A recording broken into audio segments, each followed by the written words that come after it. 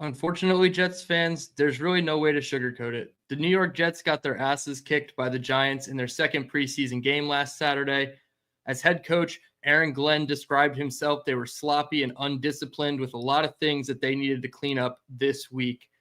As I peeled back the layers of the onion from this game with a broadcast rewatch and an all-22 rewatch, I did find some silver lining takeaways that may give Jets fans some hope about the future of this team, more specifically on the offense. I'm excited for this deep dive of the Jets-Giants preseason week 2 game. Let's get into it.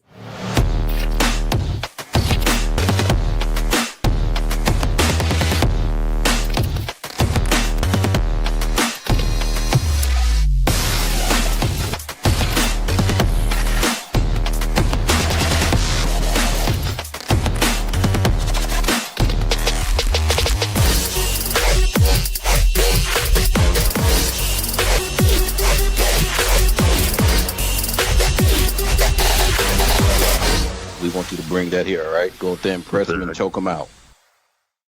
What's going on, Jets fans? It's your boy DT back with another live video with a couple special announcements right off the top. Hopefully, this should be the last live show that does not include gifted membership opportunities and super chats. That's right. As of a couple days ago, I have hit the 3,000 watch hours for the first threshold of YouTube's pay system. So that will now open up the ability to have super chats, gifted memberships that are going to be, exclusive film breakdowns, and then the potential for a merch store. So I did first and foremost just want to say thank you to every single person who has tuned in to my channel in the last, 90 to 100 days. I think I'm still in the first 100-day period. So to reach this threshold, to be able to get the super chats and memberships flowing, hopefully by the end of this week, certainly by the beginning of next week, I'm really excited. That last video on Sunday morning with Emery Hunt of Football Game Plan, another huge thank you for him for joining. That put us over the 3,000 threshold. So I'm super excited for that.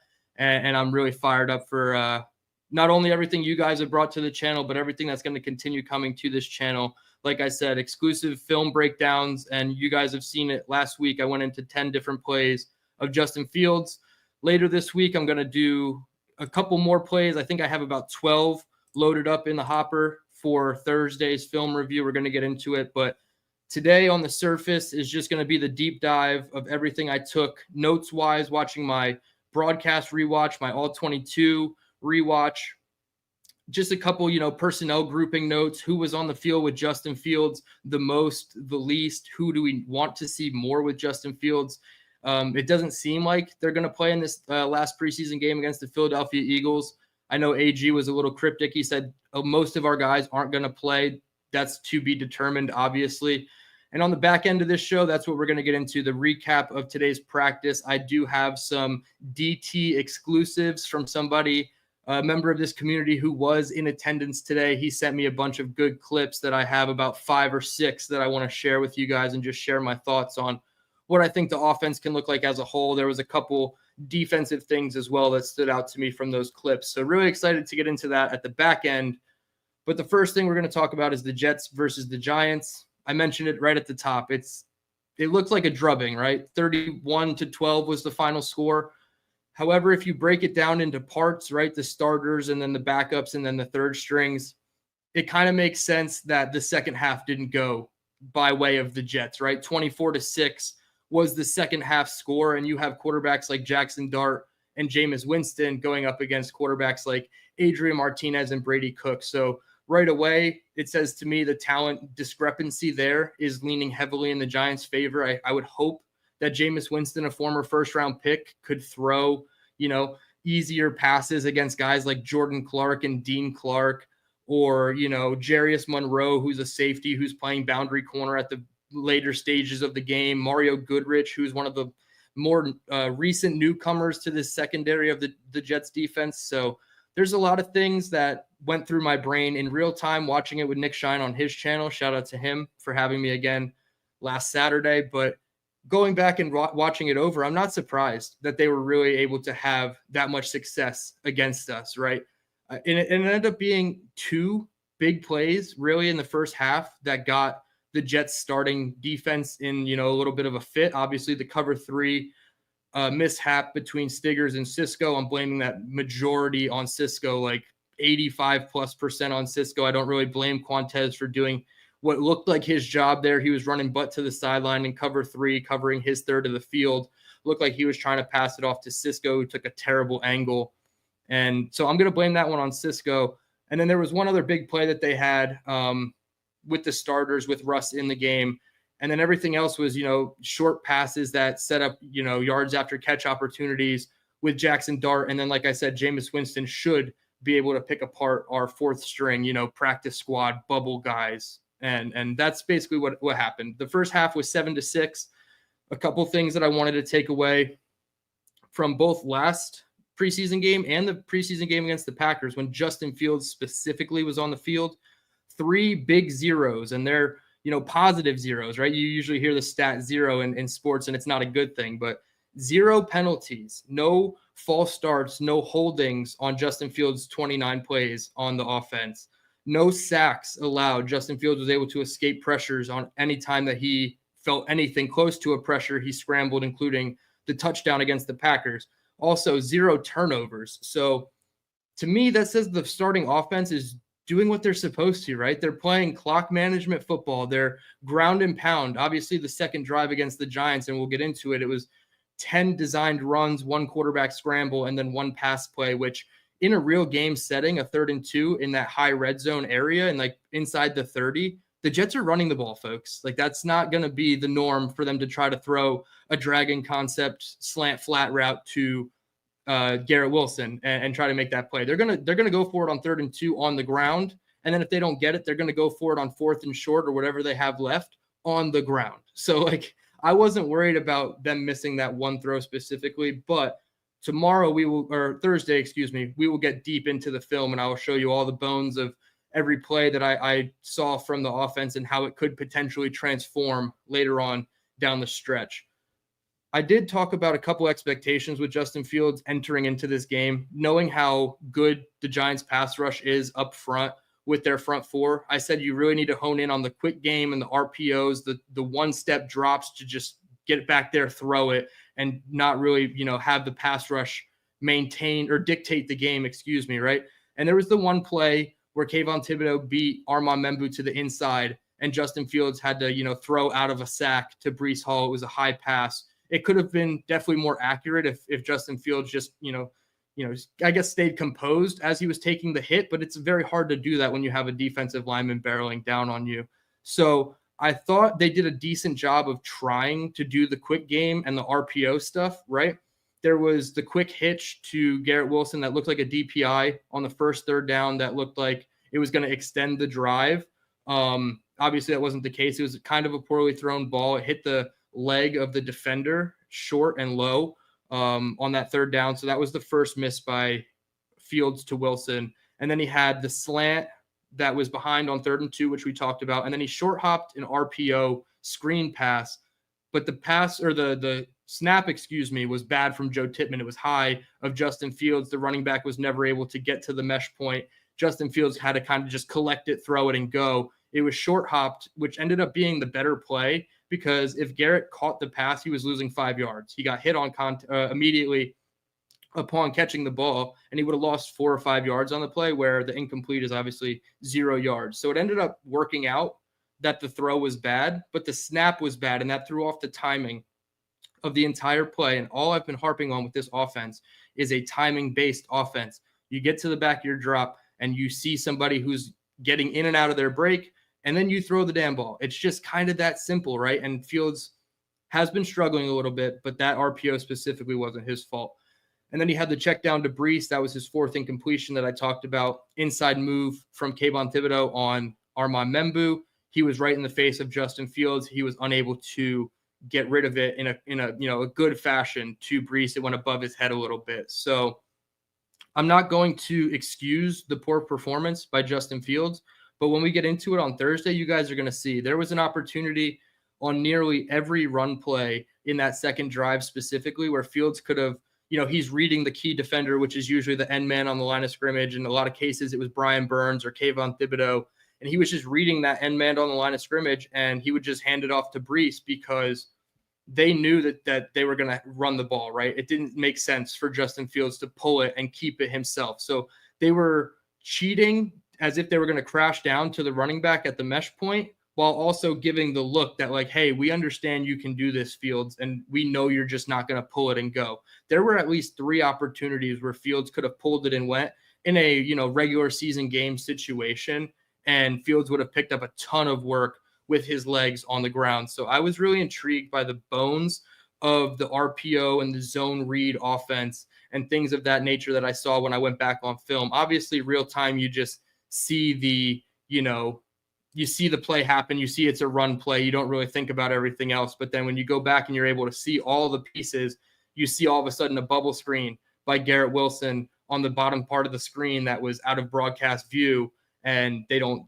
really see that option. So there's really going to be multiple elements of this offense, whether it's going to be the handoff to Brees or that swing pass that they had set up for Braylon Allen, where they had both the running backs in the backfield with Justin Fields. Braylon Allen swings out from right to left behind Justin Fields. They're at the mesh point with Brees Hall. He's staring at the end man of line of scrimmage. It looked like a zone read with the option to throw the swing pass to Braylon Allen. So a lot of fun wrinkles and stuff that I'm really excited to get into on Thursday with Tanner Engstrand and what he can dial up with this offense. That's going to, one, it's going to mitigate the flaws of Justin Fields, right? It's going to play to their strengths, and that's something that they've talked about all spring, all summer long. And it's harder for people, with no access to the team like me. I'm all the way down in South Carolina. I'm just banking on tweets and things that, the reporters are saying or fans in attendance are saying. It's really hard for me to make my own,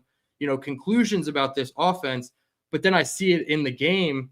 And a lot of times I'm looking at it even with the backups, and I'm like, wow, if Garrett Wilson and Josh Reynolds or Garrett Wilson and Arian Smith were running these concepts, I like what this offense could be. So I'm actually really intrigued about Tanner Engstrand in the offense. And Thursday, I think, is just going to kind of show all those, little wrinkles and aspects of the offense that I'm excited about. A couple notes that I took about the personnel grouping. And personnel, when I say personnel, I mean like 11 personnel. So 1 running back, 1 tight end, 3 wide receivers, right? 12 personnel is 1 running back, 2 tight ends, 2 wide receivers. So when looking specifically, and I don't chart the plays that Adrian Martinez and Brady Cook play, truthfully, I could care less what the personnel groupings are for those guys, because it's not Justin Fields and it's not going to look that way in the regular season. So when Justin was just on the field, there was 19 plays, 18 plays that actually happened, and 1 pre-snap penalty on the defense. There was an encroachment penalty, which I really thought they could have let play. Again, it's preseason, and I thought they were, not going to let him play from that aspect, but then they were going to let him play with the hand fighting and no DPIs down the field. Whatever. The refs are, they're preseason refs, right? They're just trying to get out of there and collect a check and not really keep the game prolonged. But 18 plays, 1 pre-snap penalty, so a total of 19 plays for Justin Fields and the starters. 11 personnel, they played 9 snaps. So exactly 50% of those snaps were 11 personnel. 8 of those snaps were 12 personnel, and then they only had 1 snap where it was 21 personnel. So 2 running backs, 1 tight end, and that was the pony package with Hall and Allen, where I mentioned the swing motion and the RPO potential there.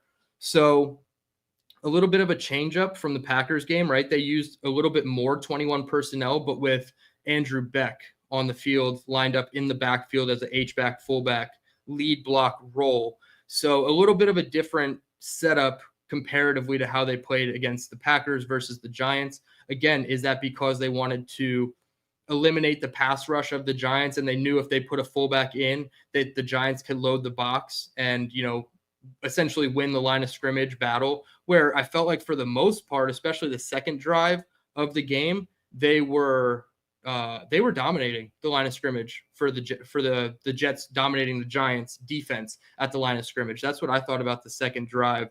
So a lot to be encouraged about. I don't think this 50-50 split of 11 personnel and 12 personnel is going to continue. We'll probably see closer to like 55-45 or even 60-40 split, leaning more towards 11 personnel. I understand if you want to be a run first team, you immediately think having heavier guys on the field, so more tight ends. But I think what they can get from a blocking standpoint out of Josh Reynolds, Tyler Johnson, Allen Lazard when healthy, they can still run their 11 personnel formations and packages and still keep all those RPOs and heavy run centric schemes attached to 11 personnel. I don't necessarily think they need to go to 12 personnel to make that happen. So off of those 19 plays, I then charted who was on the field with Justin Fields and for how much they were on the field with Fields. That's a lot of times saying the word field. That'll be an adjustment going forward. But those same 19 plays, I broke it down: running backs, wide receivers, and tight ends. If you follow me on X, you already saw it this morning at DTereman. If you want to drop a follow there, I appreciate it. Running backs, the split was Breece Hall with 12 of the 19 snaps and Braylon Allen with the other 7. So Isaiah Davis was out for this game. Kene Nwangu and Donovan Edwards did not play any with the starters. Braylon with 7, Breece with 12 make up your 19. And then you go further into it.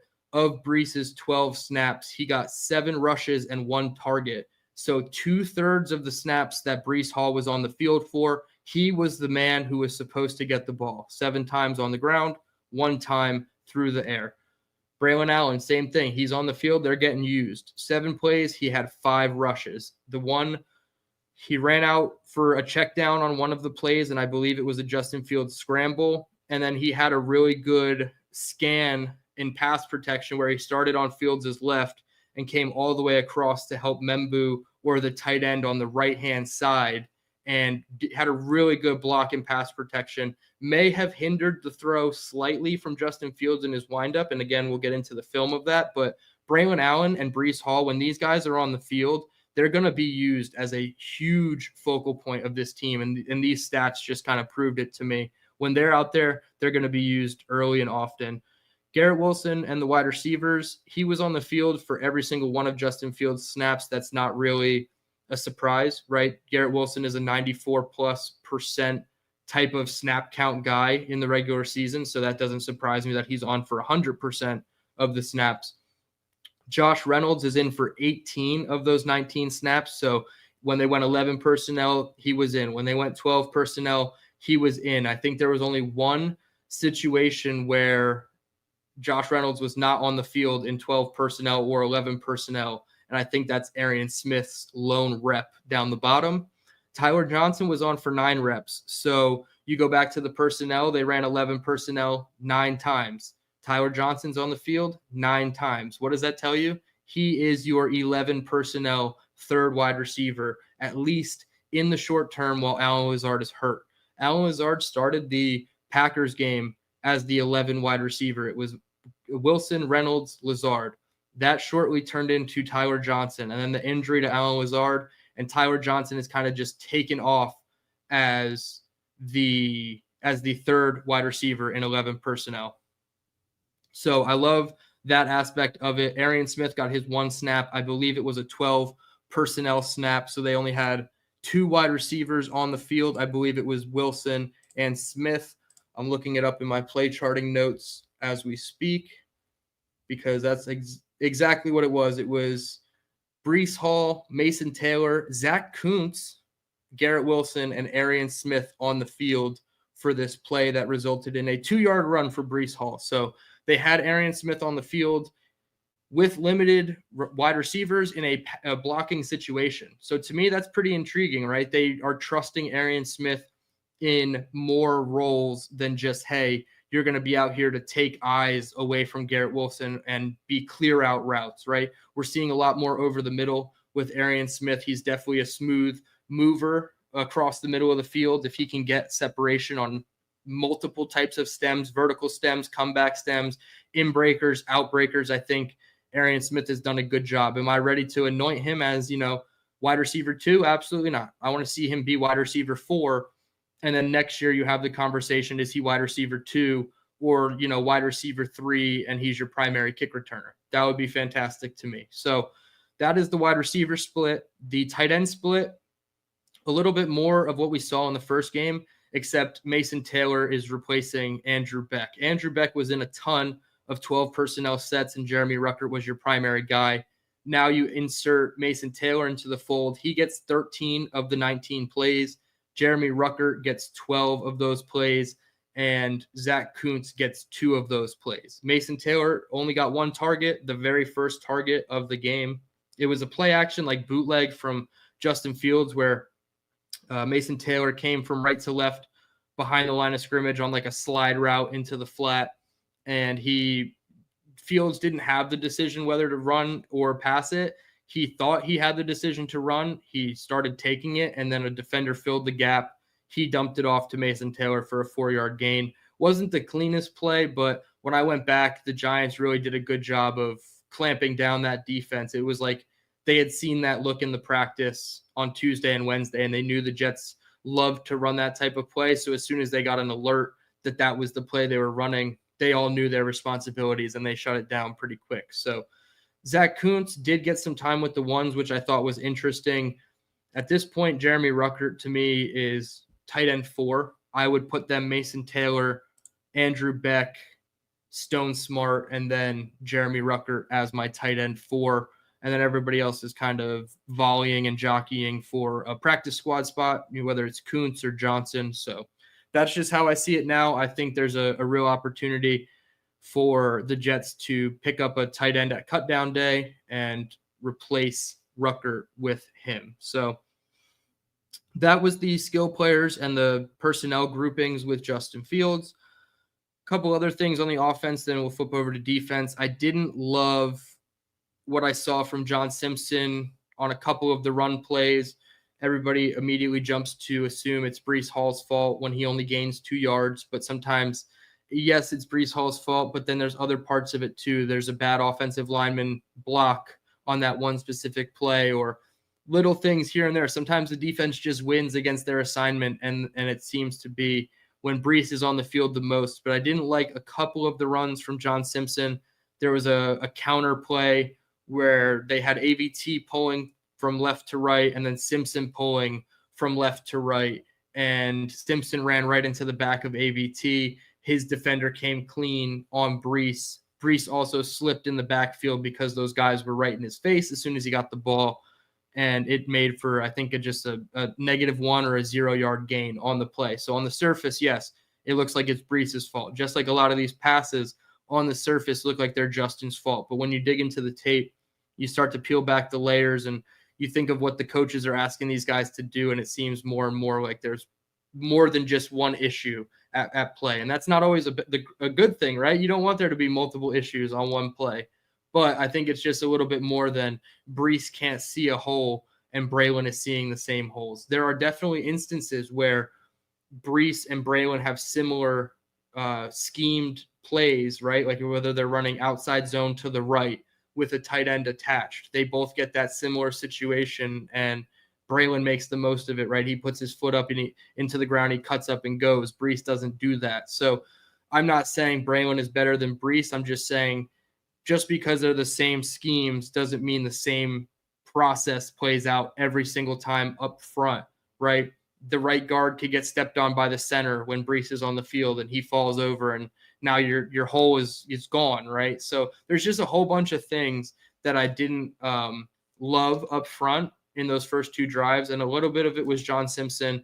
A little bit of it was Membu. I'm not saying he had a bad game. I thought he still did a really good job, and in both run and pass.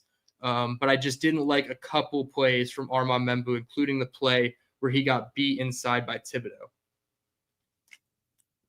I will say, other than Tippmann's bad high snap, which Fields still caught, it just ruined the timing of the play. Tippmann had a good game up front blocking. I thought, again, Simpson in spurts had a good game, and I really thought Membu had a good game blocking. So I believe that was somebody's question just as I was saying it. Yeah, Mazy said, what do you think about Olu in the running game? I thought Olu did a really good job. He's really coming along nicely in that area. I know he was, looked at as the pass protecting left tackle who really needed to improve in the run game, but I think he's really taken strides to show that he's a dual threat type of offensive tackle. I know that sounds weird saying it, but he seems more of a well-rounded offensive tackle. Let's go with that.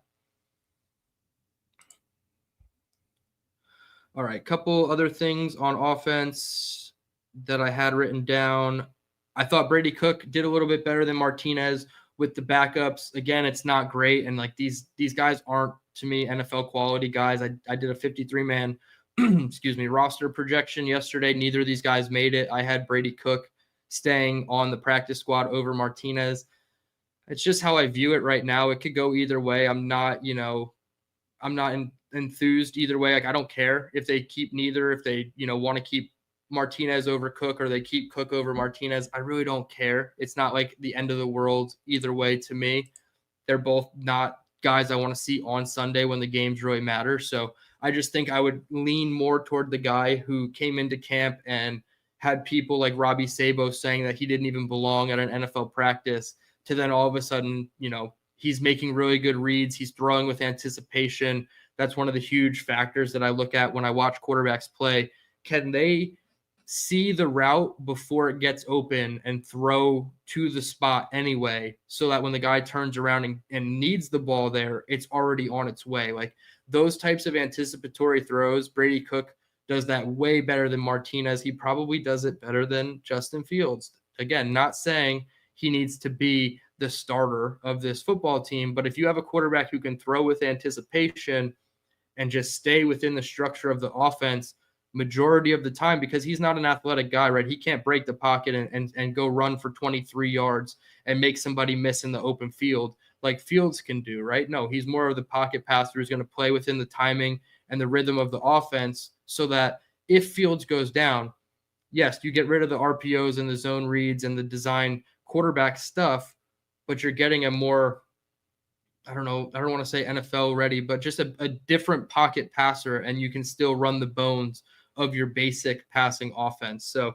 I would just keep Brady Cook. Again, I'm not really, I'm not planting my flag on Brady Cook over Martinez. Maybe this last game does decide something for this coaching staff and they keep one or the other based on this game. But I would say, based on everything I've read and heard and seen through 2 preseason games of Brady Cook, probably taking him over Adrian Martinez at this point. So that was really the last of my notes for offense. I think Skinner, Smith, Brandon Smith, Arian Smith, all those guys had really good games. Skinner with the amazing touchdown catch.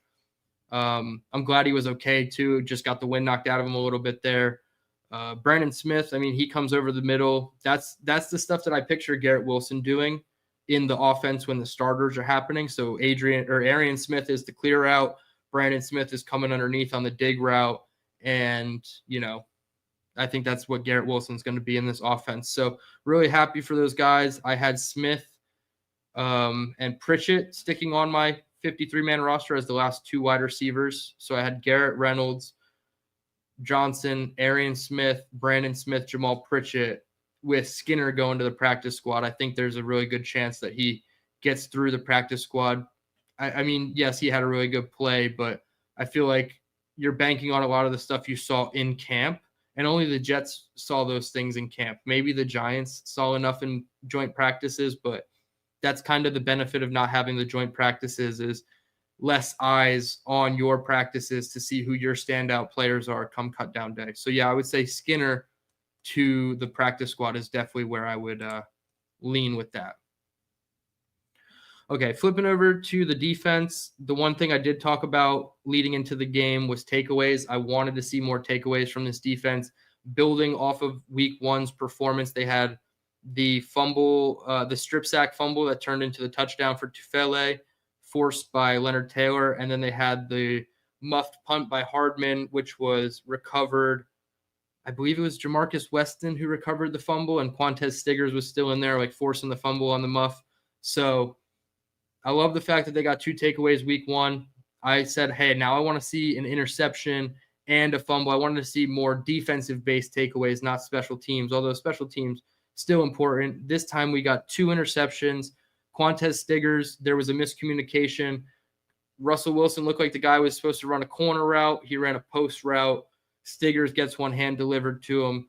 And I'm just glad that he was able to capitalize on that opportunity. I hate when DBs get those sack flies and they can't come down with them for whatever reason. They just get too excited and they drop it. So I'm glad Quantez maintained the catch, and that was a huge play against the starters of the Giants, right? It was still the Jets starters for the most part. There was 5 of them missing, but the rest of those were starters, and then the immediate backups against Wilson and the ones. And then you had Dean Clark, who made a crazy end zone catch off of Jackson Sermon's helmet. Jackson Sermon was, running with his eligible on a vertical route. He had his head turned to the quarterback. The ball bounced off his helmet right into Dean Clark's hands. So I'm really glad that Dean Clark had a good game. He also had another pass deflection. He also had another pass deflection and a sack, not a tackle for us. It was a sack on Jameis Winston. Nate, I'm looking at your comment, trying not to laugh. There's a reason I call him Quantez a lot. It's not a word you want to get caught saying or get caught in like a latency lag saying on your live stream, and all of a sudden people only catch the back end of the name, and now they're all of a sudden you're in trouble. So happy that the Jets got 2 interceptions this time as their takeaways. I love them, showing an aggressive emphasis on taking the ball away.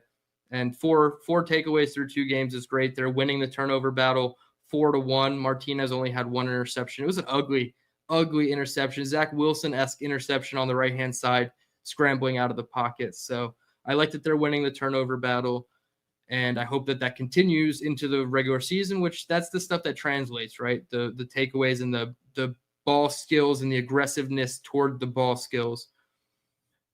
Speaking of ball skills, Brandon Stephens had an amazing PBU on Wan'Dale Robinson on the left-hand sideline. It looked like Wan'Dale had a really easy catch, and I thought real time he dropped it, but then they show on the replay Stephens is playing through the hand of the receiver. He knocks it out at the last second. I love that from Stephens because it shows that he's finally starting to make the plays that it didn't seem like he was making earlier on in his career, right? He's turning those completions into incompletions.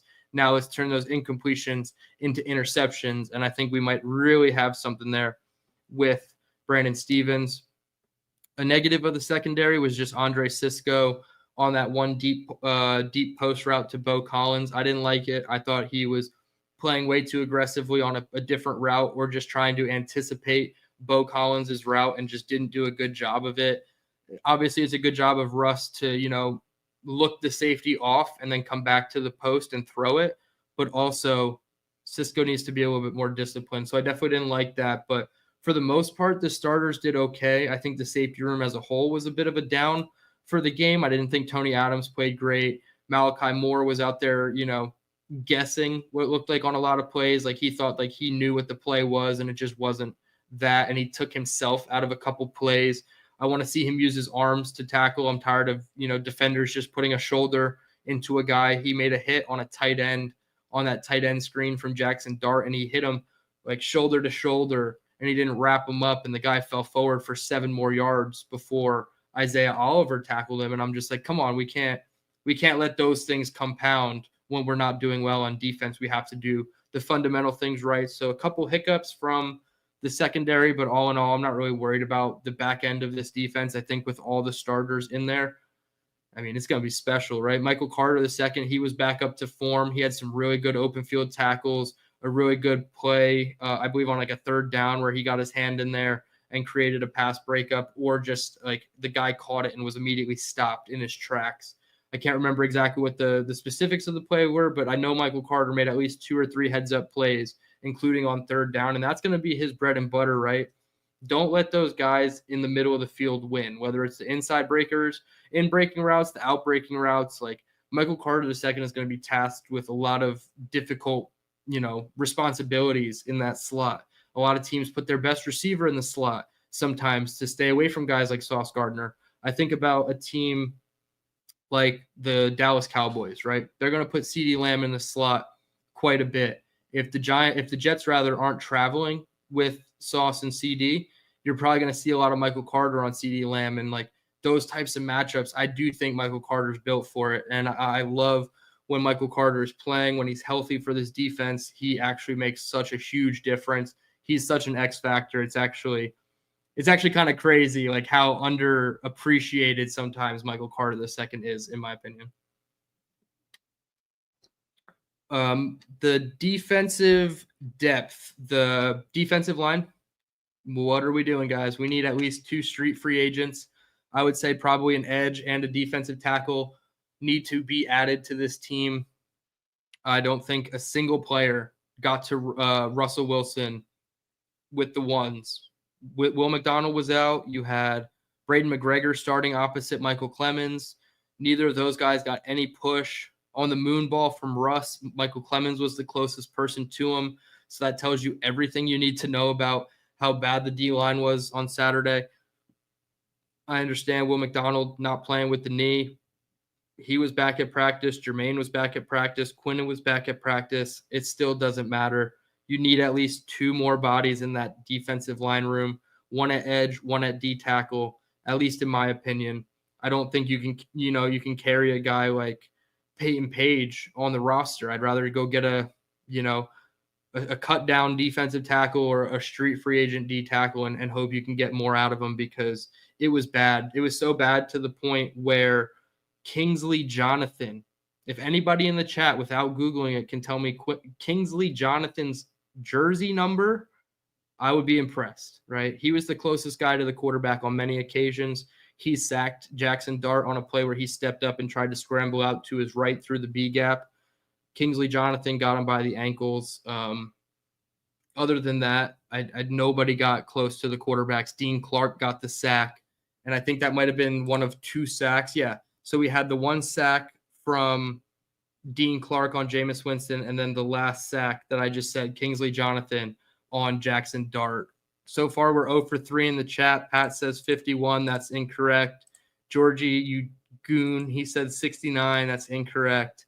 And Bill says 109, which he knew was incorrect when he typed it. But, oh, here we go. Mr. Google user himself, Nate in the chat says 57 question mark. He put the question mark to throw us off the trail that he Googled that shit and found that out. Clancy 91. No, that's Derek Noddy. You're correct, Nate. You are correct. It's 57. But I had to look back at my notes to see who 57 was on the depth chart when he made the play. There's Chris B in there. I knew you were going to get it, Chris B. So yeah, that was the Nate says, like, I didn't watch him rushing the edge today. Yeah, but you didn't know who it was at practice. You had to Google it. I know you did. I actually got him confused on the live stream because he has, like medium length dreads, and he's 57. And then Jamarcus Weston, the linebacker, has like medium length dreads, and he's 54. And I couldn't see the rest of the whole, like the number. And I believe you, Nate. I believe you. And I got them confused. So I got him and Weston confused because they were 50-something with long dreads. And, so he was the only guy I thought was even close to the quarterbacks at a consistent basis. So don't love that. And I want to see, Zadarius Smith, Jadeveon Clowney, one of these guys added to the mix to really round out this room, even when your guys are fully healthy. Special teams, just all the way stock pointed way up. Chris Banjo, he's got these guys fired up, ready to go. Kene Nwangu, he proved he's running back 4. I'm sorry, all the Donovan Edwards believers. He's probably closer to Bam Knight anyway, and I don't think it's gonna, be a thing. Like we shouldn't keep making Donovan Edwards a thing, like the word fetch. So I do think Nwangu is the running back 4. He proved it. The kickoff return he took to the -42 right out the gates. He put the Jets in a huge field position. They ended up going 3 and out or 4 and out, and then they had 4 plays and then they had a 3 and out. So that first drive ended up in basically nothing after a really good kick return. And then on McNamara's punt, it bounced at like the 6 or 7, and Nwangu tight ropes the goal line. He tips it back into the field of play, and they get it down inside the 5 or 10 yard line. Multiple of McNamara's punts ended up inside the 20 today. And on Saturday, 3 of his 6 ended up inside the 20. He had a long of 60 yards on one of his punts with an average of 49 yards per punt. I don't think, this is an issue. There may have been some concerns today just due to like the wind element of practice where some of the kicks weren't spectacular, but I think for the most part, we know who our three special teams guys are in Nick Folk, Austin McNamara, and obviously longest tenured Jet Thomas Hennessy at long snapper with Nwangu as your kick returner. My prediction right now is Pritchett is going to be your punt returner, right? And you're going to get rid of Xavier Gibson. Yeah, Bill M., that's my source. I used meteorologist Nate and his windy forecast report from earlier today in that. That's funny, Nate. You thought it was CJ Mosley. I just I got a little bit of early access to watch that Amazon show for the Jets, and they're talking about CJ Mosley and all that stuff. And it brings back the PTSD memories of last year with like Aaron Rodgers and all the losing and stuff. But it's still a good series, and watching CJ Mosley again is cool because Mose is one of my favorite Jets. Oh, I have to keep downing water. I'm like battling a sore throat. I'm sure you guys can tell, but I hate getting sick. It's like the worst thing ever. And then being somebody that needs to now talk in front of a camera all week, it's not easy when your throat hurts. All right, with that, I think that's pretty much the conclusion of the game notes from the Giants-Jets preseason. We will flip over to today's practice, which, yeah, Georgie, thanks. Just don't talk. We can all sit here and just stare at my beautifulness on screen for a couple more minutes, right? That'll be pleasant. All right, some practice notes from today. Hopefully my camera too. Like, I don't know if you guys have noticed, I upped the definition of my camera from 720 to 1080, and so far so good. I haven't leaned in a little too close, but we'll see what happens. All right, injury report from today. Isaiah Davis, running back, he's still out with an ankle injury. He hurt his ankle against the Giants diving for the pylon, and he has not practiced since. A couple names that did return to practice: Sauce Gardner with the calf. He was not in on one-on-ones, but he was in on team period. Quinnen Williams, same thing, a calf. He participated in team period as well. Jermaine Johnson, Achilles injury. He also participated in team period, which is absolutely amazing. I love the fact that Jermaine is all the way back in team drills already before week one even begins. So happy to have all the starting defensive linemen back healthy. And then cornerback Azareye'h Thomas with the shoulder. He's been missing for about 2-ish weeks since we got into the preseason. We haven't seen him play. He's banged up with a shoulder, but he was back today at practice. So that's the injury report. AG didn't add any more names to the injury report, but he did add that Jermaine Johnson and Quinnen, having them back out there, and then JJ and Will McDonald opposite each other. He said he all he had to say was, phew. He was very impressed with JJ's speed. Obviously, him and McDonald are going to be a force, but we also need to make sure that we take it easy with JJ, right? We can't put too much on his plate, put too much stress on that Achilles, and ramp him up a little too fast. So I'm cool with the slow roll approach. They had him out in team period today. We'll see tomorrow if they follow up and do the same. I would think that they draw it back a little bit more, and then they have him out Thursday, and Friday is the game itself. So a little bit of a short week, technically. Saturday game going to a Friday game. So definitely something to monitor with JJ. I don't think he will be playing. That brings me to my next topic. AG talked about the starters, how much they will play. He said good amount of starters won't play. He didn't go into specifics on who is going to play, but he said majority will not play. You can make your assumptions. He said it's nut cutting time, and he said he wants to see some roster bubble guys play. I think that's kind of the proper approach for the final preseason game. Would I have personally liked to see Fields in this game? Yeah, I also wanted to see Fields more than 2 series last week, and I wanted to see Fields more than 1 series the week before. But if they feel like those 3 series of preseason action, and then the joint practices and the training camp reps that they're getting out of these guys, if they feel like that's enough for them to go into the regular season, okay. I will believe it because they know better than we do sitting at home. But at the same time, I don't love that. I would definitely like to see more of Justin Fields and the starters. At least, like get Arian Smith some more time with the ones and Justin Fields, see if they can develop some kind of connection in game. Because it doesn't seem like it's coming with Garrett Wilson anytime soon. But wait, maybe we have some clips of Justin Fields, Garrett Wilson connections that we will tease at the end of the show. Because it does look like, as bad as the connection has been, today was a positive step in the right direction for the Fields and Garrett Wilson connection. Couple practice notes before we get into those clips. The quarterbacks were practicing speed options today. I thought that was awesome. Like they just had a coach standing out there as the end man of line of scrimmage in just a simulation. Quarterback's running. He's just going to pitch it off to Breece Hall. So the speed options, all those variations are going to be involved in this playbook. So I love that, during the Jets YouTube little look-in of practice while Hendershot and Eric Allen were interviewing Marty Lyons, they showed a couple clips, and I was taking some notes on what I saw, and speed option with Justin Fields, Breece Hall was one of those things.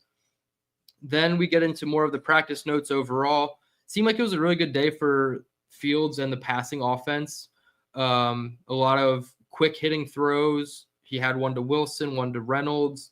Brandon Smith had a really good 50-50 catch. Arian Smith had a really good one-on-one deep ball from Fields that they posted, I believe, on socials.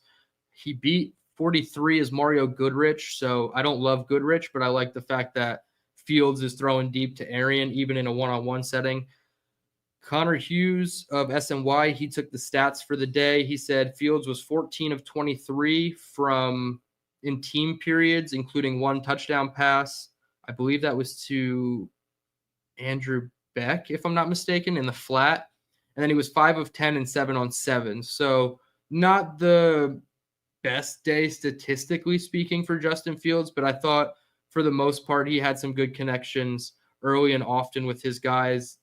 Garrett Wilson, like I said, he had at least two, one in 7-on-7 and one in team period that I really wanted to highlight and we'll discuss towards the end. 7-on-7 was definitely a mixed bag. There was a drop that I saw in one of the clips that was sent to me, and then there were just times where Justin Fields held on to the ball too long. His internal clock said I definitely would have been sacked, or I need to throw the ball, and it looked like he just threw it just to get rid of it and go on to the next play. So 5 for 10 is not great. 14 of 24 obviously isn't great either, but it's practice, and I still think that we're not seeing the full offense at this point. Couple other notes. AG was focusing on situational football today. He called it a hurricane period where they started 1st and 15 from their own 35, and they just needed to get into a field goal position. I think they were down 3 points. That drill, the move the ball drill and the 2-minute period were not great for the offense and Justin Fields specifically. So I definitely want to see Justin Fields and the offense come week 1. I want to see these guys in those situations doing a lot better than they did in practice, because I think the red zone offense is going to be fine. And I think from 20 to 20, I think the Jets are going to be fine. I just think when they have to move the football, when the clock is up against them and they need to move the ball, I think it was a minute 50 they had on the clock and they needed to go 65 yards. Those are the situations with the offense that I'm a little bit worried about. I'm not going to lie, because then that just forces Justin Fields' hand a little bit more to have to throw the ball deeper downfield. And right now he has not proved he can do all those things. So with that, we're almost at the 50-minute mark. So I'm going to show a couple clips that were sent to me from somebody in the community who was at practice today. We'll talk through them. I'll go through some of them slower so that we can see exactly what I'm talking about here. And we're not going to go too in depth, right? These are practice clips, so we're not going to go crazy, but we'll geek out over some practice clips a little bit. So shout out to the person in the community who sent these to me. They know how much I appreciate them. These are some DT exclusives from practice today. Here is what looks like 11-on-11 drill. You have 2 eligibles to the top of the screen. 2 eligibles to the bottom of the screen, 1 in motion going from right to left. Looks like Garrett Wilson. Fields in the shotgun with Breece Hall, I believe that is.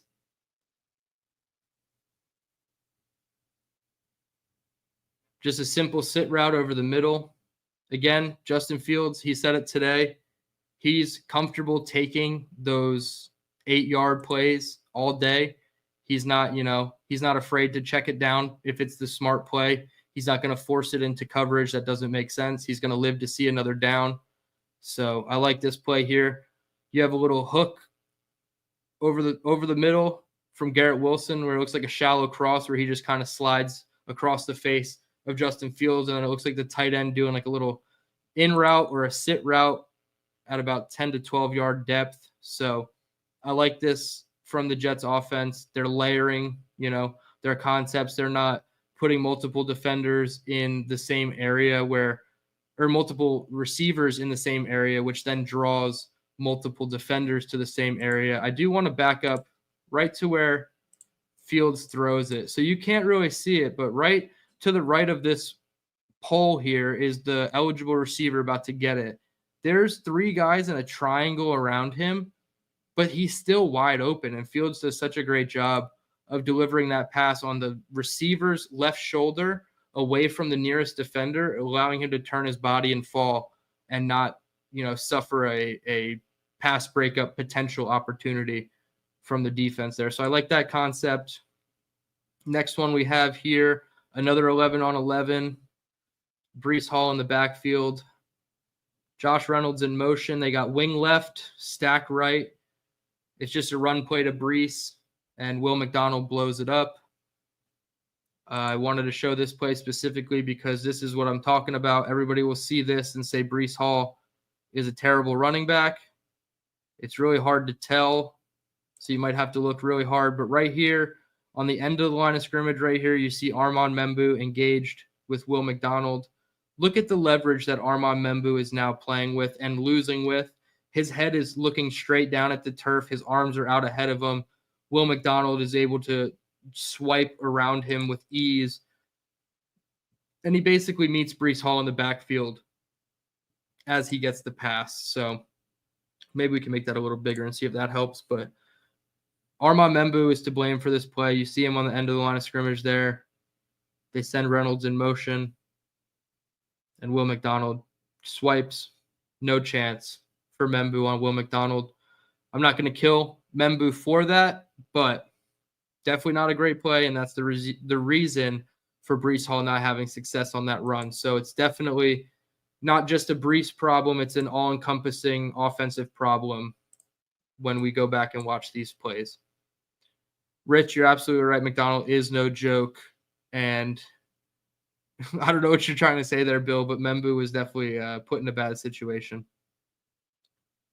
Rick Kent, absolutely, he does that to a lot of offensive linemen. I just wanted to show that because it was a Breece Hall run, and I think it's important that it's not always Breece Hall's fault. Sometimes it is, but it's not always. Here's a 7-on-7 rep from Justin Fields.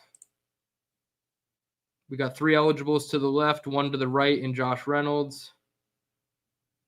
Okay. So this is the amazing slant route to Garrett Wilson in 7-on-7. So Garrett Wilson is the far left eligible all the way to the boundary. He's going to run a slant. You'll see it, and I'll try to slow it down. Fields gets to the back. Right there, Jamian Sherwood is inches away from, getting a finger on that ball. Right in between the cornerback and the safety, Garrett makes a diving play. You can kind of see it there. Garrett makes a great diving catch, and probably one of the best Fields to Garrett Wilson throws we've seen all summer, if not the best. Nate says this play got me very excited. Yeah, 6 to midnight for those who wanted to see this connection show up, and it has. I mean, this is awesome. So, Yeti, I will thank my eyes on the ground. I was not in attendance. Somebody sent these to me, and I'm very appreciative. But yes, they had very good seats, and I'm very appreciative that they sent these to me. Here's another one from team periods. They had a motion behind Fields. Okay, so this one, I put this one in. It's not a great play, obviously. Rick Ken, if you're asking if the person who filmed these would get in trouble for me announcing that they filmed these, no, I just don't know if the person cares for me to share their name. There is just a person in the community that's one of my subscribers, and nobody should be surprised when they know who it if they find out who it is. So this is a 7-on-7 rep. I believe it's Braylon and Brees in the backfield. It might also be Garrett in the backfield, and they're doing that motion play that they ran. So here goes the running back in motion. I think it's Braylon Allen. He's going in motion behind Justin Fields on the swing route, and they're going to fake the inside zone run. Or no, it's play action, excuse me, with a running back block and release. Fields tries to shovel it out to Brees, but Brees is not looking for it. Just a little bit of a miscommunication from Fields and Brees, but I love that they're running this motion swing using the pony package and the two running backs, because it's going to be another variation of what we saw in the preseason. Yeah, Rick Kent, you figured it out. You guys figured it out. It's Nate on a bike. He was the gentleman that was nice enough to do this for me and put these together. So thank you, Nate. This one here, this is one of my favorites. I had to edit it down to crop that guy and his son's head out of it, but you can't, it's hard to see, so bear with me on this one. But Garrett Wilson motions away from the fans, so from right to left, and he does like a hesitation wheel route into the cover 2 soft spot of the zone, and Fields finds him deep. So there goes Garrett in motion. Little hesitation right there into the soft spot of the cover 2. Nice little hole shot from Justin Fields, and that's the other clip we saw from the Jets social media practice, was the end result of this play. Here's the full thing. They have wing right, so 2 tight ends attached right with Garrett on that side. They motion Garrett across.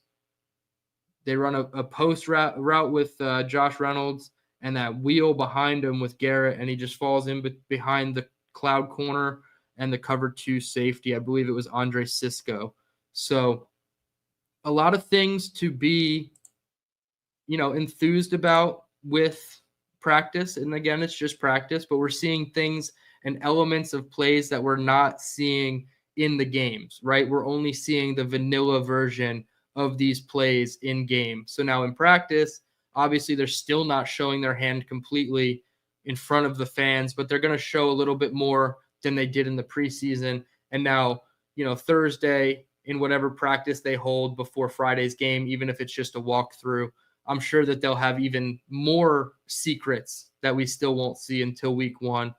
There's so many elements of it too. Like, you don't want to show Pittsburgh anything on film that they can come back to and say, hey, when they get into this type of formation, be alerted for this type of play. We're showing them all the vanilla things right now, and it makes me, intrigued again for the future of this offense, the potential of this offense, the different variations we're going to run. There's a really good chance, guys, that Justin Fields is the leading rusher of this team based on what I believe this offense is going to look like in its fullest form. So a lot to be really excited about. I appreciate all the clips again, Nate. I appreciate everybody's engagement for the first hour. I'm going to scroll all the way. I was trying to star some comments as we were going, so that's probably why I was a little distracted for some of this, but I was trying to do 2 things at once. I was trying to talk my way through the game and also hold your comments and questions and things at the end using this feature. So I will go back and see what I starred in the chat and then go back into the chat and see any questions I've forgotten from there. So if you have a question, try to make it obvious that you're asking a question, because sometimes I think you guys are talking to each other and I butt in on your conversation, and I don't want to do that. So Anthony, I appreciate you shouting me out in the beginning. My buddy Jeremy was in here at the beginning. What's up, Jerm? I appreciate you. Hope you and your moms are good. Nate, I believe this was in reference to the watch hours. Yes, it is. Anthony as well. Congratulations. Clancy, that a boy. Thank you guys. I really appreciate it. We're there. I think if it's not the film episode on Thursday that'll have super chats and memberships, it'll certainly be the next live show after that. YouTube is like 3 days behind in the app. So today is August 19th. And if I go into the YouTube Studio app, it shows me my live hours as of like 3 days ago. Yeah, August 14th. So it's five days behind. So I've hit the 3,000 hours on YouTube. The app still needs to catch up and get me there. It's showing 2,800 right now, but we've hit it. So we will definitely be doing super chats and memberships at least by the beginning portions of next week. Rich with a question about Tyrod. Is he really going to be ready?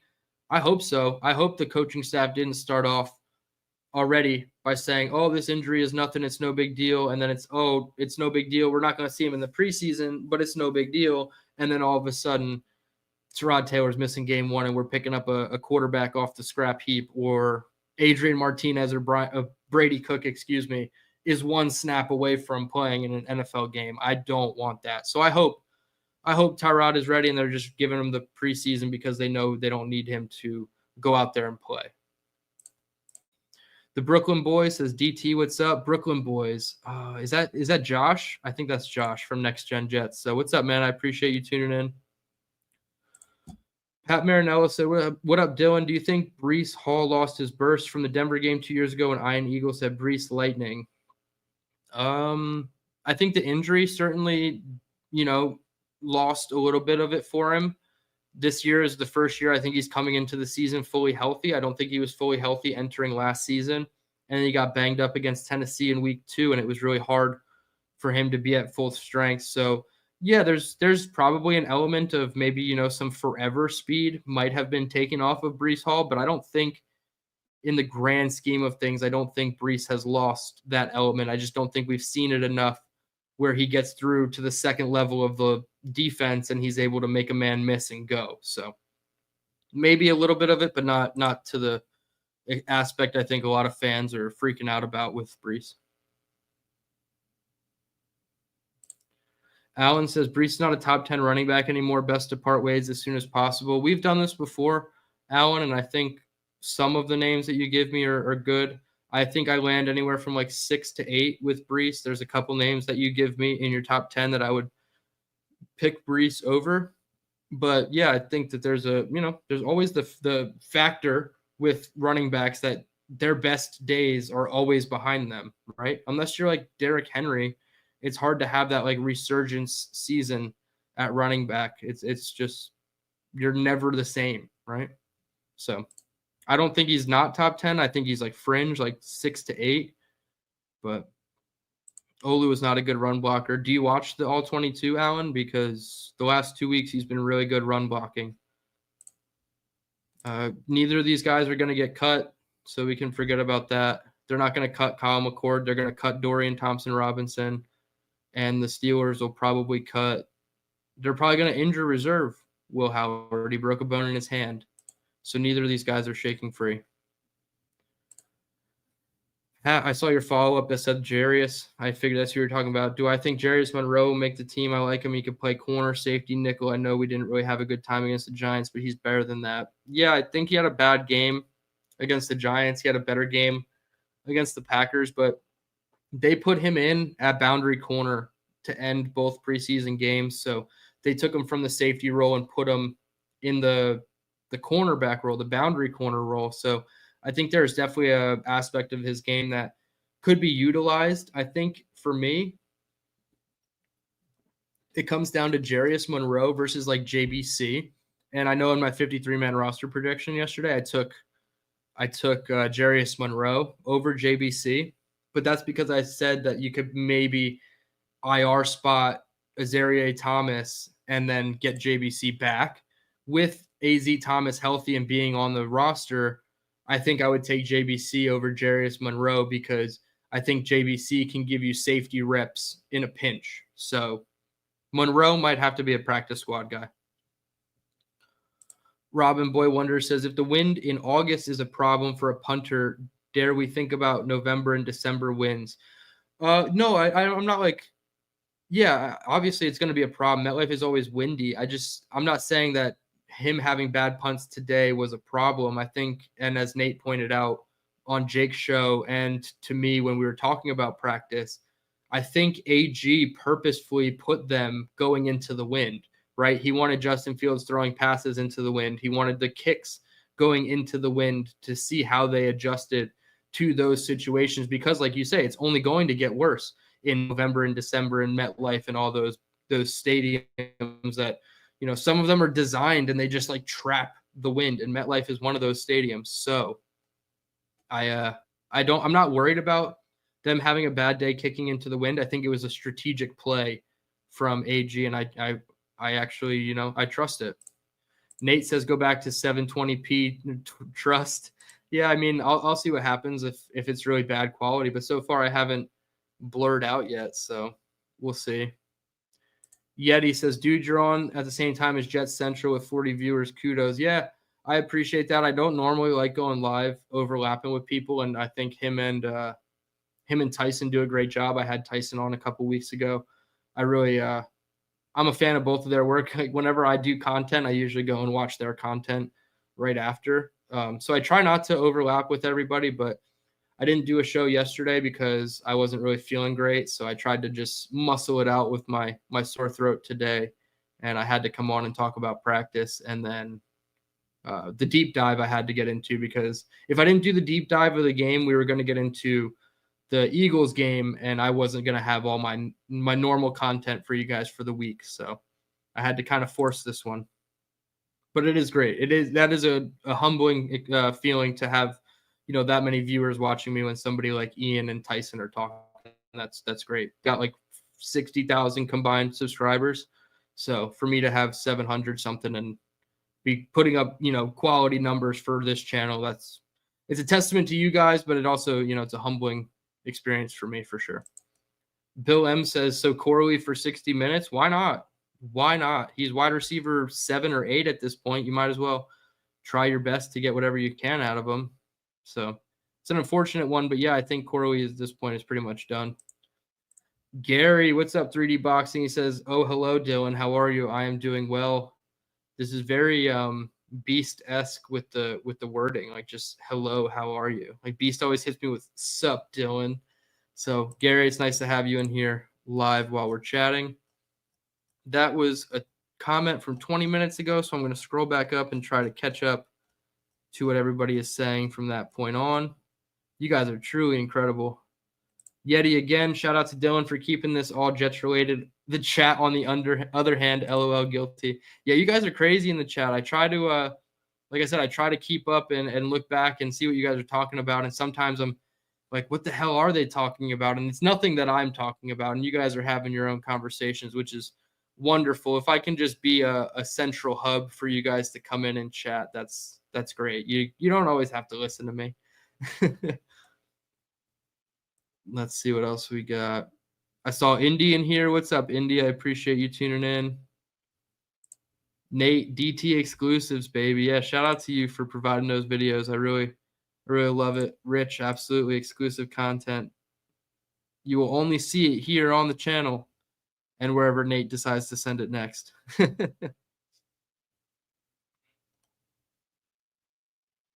Alan, I don't know who you're talking about with 4 good wide receivers and a solid QB who will get NFL looks. I don't know if you're talking about a college team or a team on cut down day, but if a team has that much quality depth, I think you just like too many bad players.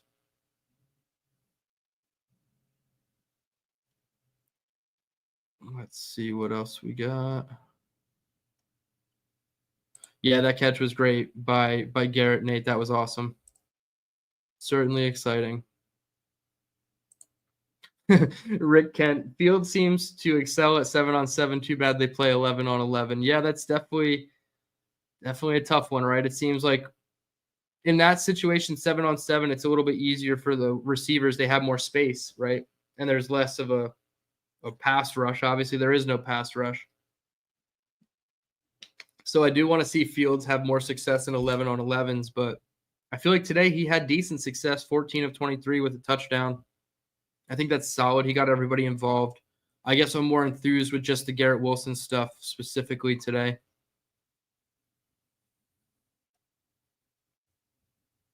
Let's see what else we got. Yeah, it was just a guy with the video camera in the stands. Just a guy I employed at One Jets Drive to take those videos for me. Nate is antagonizing the Jets team to come get him for those videos. I don't think it's like if it's fan created, I don't think I can get flagged for that on the channel. And I put all the videos through YouTube first, like I would with like a film breakdown video. So hopefully they don't get hit with copyright, because I don't want all my videos this week to get hit with copyright. I'm okay with the film dives getting hit with a copyright by YouTube, because I want to show you guys the film anyway. And that's why I'm going to transition those into more members only things, so that if you're paying for the subscription, you know, I can still give you the film and not take a huge hit on the channel. But I didn't want everything to get flagged for copyright this week. Is this true, Rick Kent? Last year, Nate live streamed an entire practice on Jake's channel. Wow, that's bold. I'll say that. I've only ever been to one training camp practice, and although I didn't go as media, I treated it as if it was media. I didn't, I listened to their, 10 seconds, no sound rules and things of that nature when I went last year. But that's just because I was trying to be nice in my first practice ever at Jets camp, which they told everybody 5 minutes after they got in their seats that Rodgers wasn't going to practice. So that was really shitty to watch special teams for 90 minutes. I brought a friend who was a Packers fan. Shout out to my buddy Kevin for making that drive out with me that day, and sitting in the hot stands and not even getting to see Aaron Rodgers or any of the starters. So that was a tough one. Anthony, I appreciate it.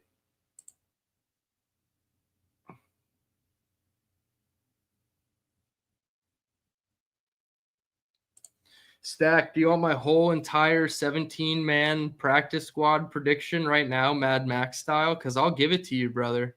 I don't think you guys are ready for this. No, I don't have a practice squad prediction. I had like 7 or 8 names written down somewhere on a piece of paper that I probably threw out, that had some names on it, like Brady Cook, Donovan Edwards, Quentin Skinner, maybe Kuntz back on the practice squad, Leander Vegan, the German offensive lineman. He's your international pathway player, so he counts as a practice squad exemption spot. Kingsley Jonathan. There was a linebacker I thought they might keep on the practice squad. Oh, Boog Smith, Arthur. I think it's Arthur Smith or Boog Smith, whatever the UDFA linebacker's name is. Dean Clark and Bump Cooper. So that's about 9 names for you on the practice squad. I'm still missing a couple, but that's about what I got right now.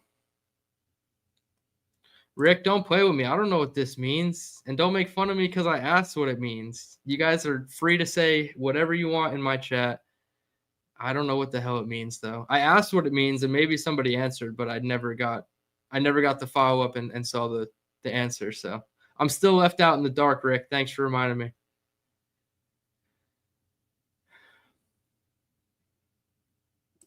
Why do you wish we could trade Brees away to a team, Alan? Like, you actively want to make the Jets worse by trading Brees Hall for a pick next year that might not even pan out. I'm so confused by that logic. Let's actively make the team worse by getting rid of our second best weapon for what? A 5th or 6th round pick? I don't get it. I don't get it.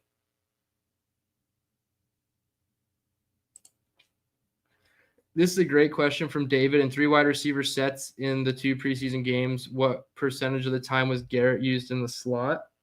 I don't have the PFF premium stats up right in front of me. I don't know if they'd even show me for preseason where he was lined up. I can go back and watch the plays for you. But I think a lot of the time, majority of the time, he was lined up more as like a boundary receiver. There were definitely a couple plays, and I'll have to go back to you on that one, but it was definitely less than I think you're thinking. as like an Amon-Ra type of, role in this offense. I think he played there a little bit less than that. Yeah, Clancy, Brian Robinson Jr. from the Commanders is supposed to get cut, but they're pretty full in that backfield. I mean, they have really good guys, and Bill Krosky Merritt, or whatever he wants to be called, Jacoby is, or Jacory, whatever his first name actually is, he's popping as like a 5th or 6th round pick in that offense as a running back. So yeah, it looks like Brian Robinson's going to get cut.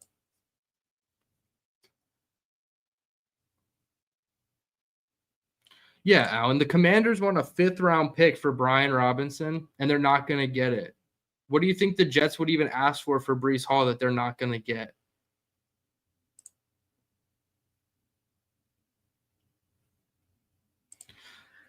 Chris B says, Dylan, in your opinion, will the Jets' defensive scheme changes pay off? How well do you think our Jets adapt to different coverage approaches? I think they're doing a lot of, they do a lot of cover 3, a decent amount, right? Steve Wilks comes from that similar background. He's not Saleh, but he's more like Saleh than AG.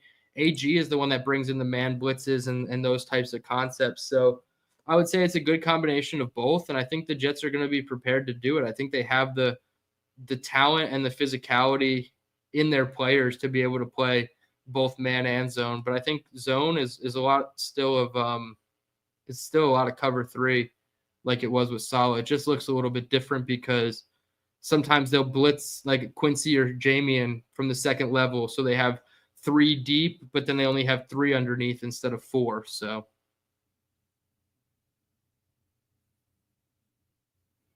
Indy, that's probably accurate. Probably accurate.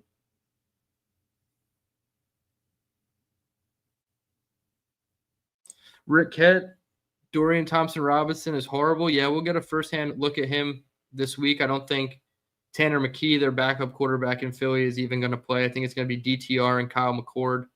So he's probably auditioning for somebody else to pick him up.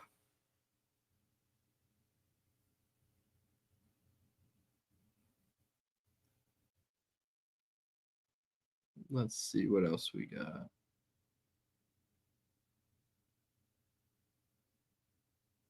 Yeah, he's only showing up because we play him this week, Yeti. I don't think he's cut. Like, that doesn't make sense. The Eagles aren't a stupid franchise. They're going to draft a guy and at least give him a chance to develop as something, right? So this is probably the last week we'll talk about Kyle McCord, and it's just because he's our opponent. Do we have an Allen versus Gary in the chat? Is that what we're saying? Chris, are you just hyping up a fight for no reason? Bill M, are you hyping up a fight for no reason?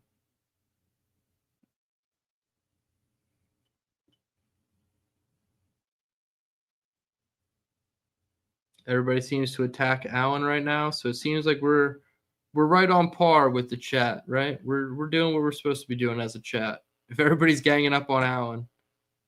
Sometimes I agree with Allen. There are a couple times I will agree with Allen, but I can't do it on the Breece stuff. Rich says, get better, DT. I appreciate it, man. I've been talking for like an hour and 20 minutes, and my throat is killing. Of course, I'm not going to make it any better by going to go smoke as soon as I'm done. So, but it's my own doing. It's okay. I appreciate it. I like chopping it up with you guys, and I definitely I appreciate everybody tuning in. You guys are awesome. Like I said, we're going to have memberships and super chats coming. If not the end of this week, definitely next week for sure. And film review on Thursday. We will have some kind of game preview Friday, hopefully Friday. Maybe I'll just, throw a little extra what to watch fors on the film review Thursday night. I have a big job that starts tomorrow at work, so I don't know how much I'll have time to get to a whole video between end of work Friday, the game starting Friday. I got my brother possibly coming down for the weekend, so we'll see what happens. So maybe no preview video, but we'll definitely get the film dive in on Thursday. That's for sure. Nate says Dylan is like the Fialco that smokes weed. I don't even know if Fialco is probably not even legally old enough to smoke weed. Obviously that's joking, but yeah, I think Fialco does a great job. Him and Joe Blewett are great film guys. I just try to relay it in layman's terms. I try not to overwhelm you with advanced techniques and terms and all that stuff. One, because you would know right away that I don't know that stuff, and I would just be talking out of my ass. And the last thing I want to do is talk out of my ass to a group of people I'm trying to be informative with, right? Like when Joe Blewett talks about that stuff, I trust him. Like that's the stuff that I know he learned in his background of football. I don't want to take that away from him. But for me to try to lie and say all that stuff, it's not real. And Fialco does a great job. I mean, he's a goddamn coach for crying out loud. So they do a great job. And I hope that I can just be my own version of a film guy. So the stoner Fialco I will take for sure. Yet he says, in all seriousness, thank you for streaming. I've been jamming to Old Sublime and enjoying my Tuesday. You're a great addition to the mix. I appreciate that, man. I always like hearing that type of stuff where people are like, oh yeah, you're one of my daily listens, or like I got to throw you in the rotation. Like that makes me feel great, and it makes me want to keep coming back and providing great content for you guys. Let's see what else we got here. Big Will says this feels like a Jake show without the drama. I will take that as a compliment. I think everything that Jake does in the YouTube space is great. I'm not able to do what Jake does with the drama, right? I can't turn it like Jake can and still create a good show off of it, which is a big reason why I don't let the drama in. But it's something that Jake is able to do and do in such a good manner that it really works for Jake. And I appreciate taking the small little things that I do from Jake's show or Matt's shows or Ian's shows, Tyson's shows, all these guys. Like I take a little bit, Boy Green, I take a little bit of everybody and I try to make my own version and still be true to myself. So I'll take that as a compliment all the way. Appreciate it. Robin says, one final thought, playing backups a lot of minutes may shake out a player or two that may become major assets if they played starters, we wouldn't discover. Of course, that's certainly optimistic, Ken. But in the same light, like you're absolutely correct. If one of these guys like Dean Clark has another really good day, I think Kenny Iwangu has really proven over these last two preseason games how vital he is with the reps that he's gotten. So it's never a bad thing to get these guys a chance to show you something. Can an offensive lineman stick out, against the formidable Eagles front, and all of a sudden you're working with something different now where he evolves or is involved in the equation of offensive line numbers. So yeah, I think that's a great viewpoint of it, is somebody could pop off and really prove their roster spot is worth keeping on to. So that's a good call out from you.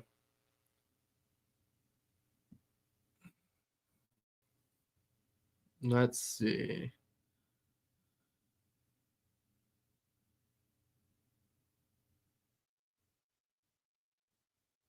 Let's see what else we got. I think we're pretty much at the end. If Nate's saying all this stuff in code, we're pretty much at the end of it.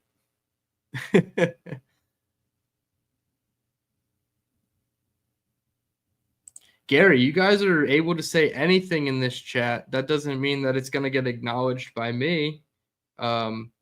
Eventually, we'll have people in here that carry the wrenches that will probably not allow you to say those things at free will. But yeah, say whatever you want. It's not going to get put up on the screen if I don't want it to. So.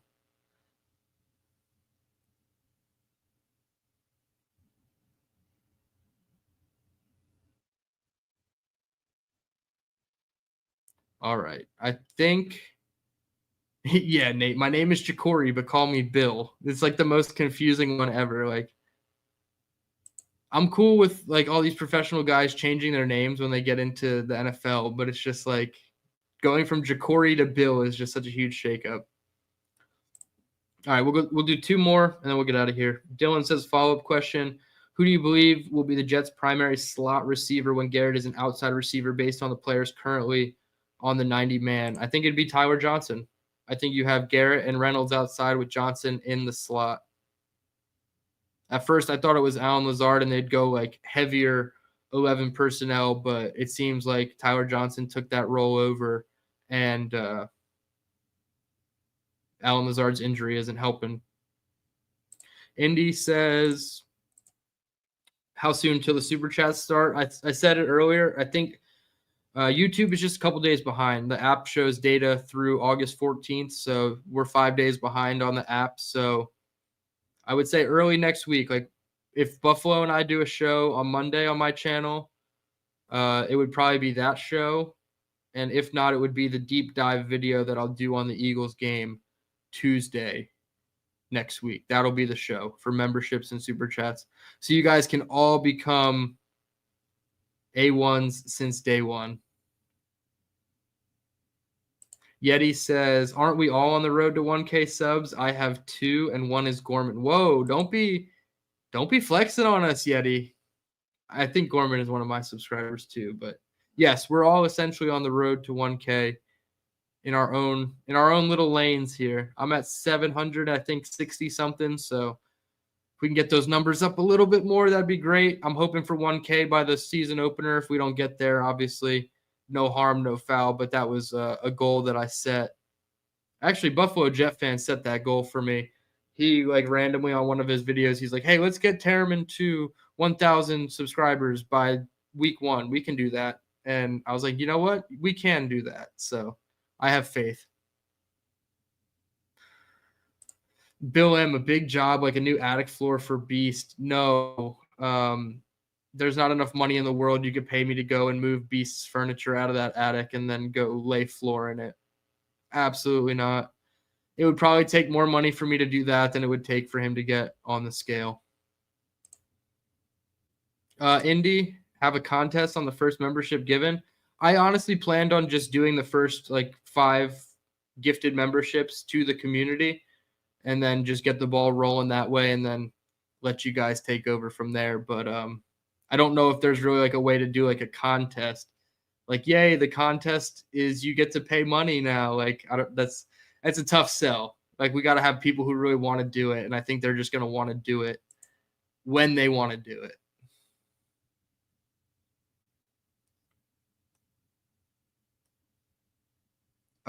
Mays says, where's Fialco coaching? He's actually coaching at Don Bosco, which is like a really good high school in New Jersey for football and their athletics programs. So definitely a huge gig for Fialco. And now my camera decides to bug out. It's telling me it's time to get off. So, somebody answered in the chat there. Yep, you already know it's Don Bosco. D's Nuts says Dylan is one of us, definitely in the rotation. I appreciate that, Mike. You're awesome. I always love your shout outs on Jake's show. Yeah, with that, we're going to leave it almost an hour and a half. I appreciate everybody. Big, huge film dive coming on Thursday.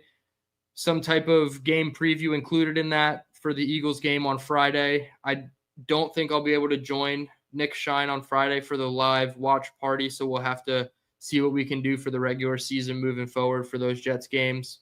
So this is probably the last live show of the week for me. I'll be back doing a recap video, and then I think we're back Monday with Buffalo Jet Fan. I'm pretty sure he only needed 2 more Mondays off.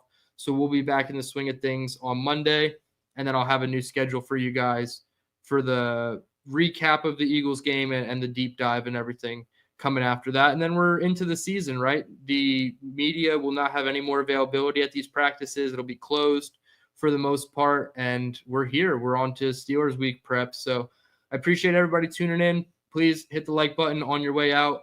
Consider subscribing if you are new to the channel. We are on the road to 1K subs. I can't thank you guys enough. All of the 760 plus of you that have already subscribed, you guys are truly amazing. I didn't think that within 100 days we would get to the first monetization threshold on YouTube. So shout out to you guys again. You guys are awesome. My A1 since day one. I'm Dylan DTereman. I'll be back with you on Thursday night. I appreciate it. Everybody have a good night, and let's go Jets.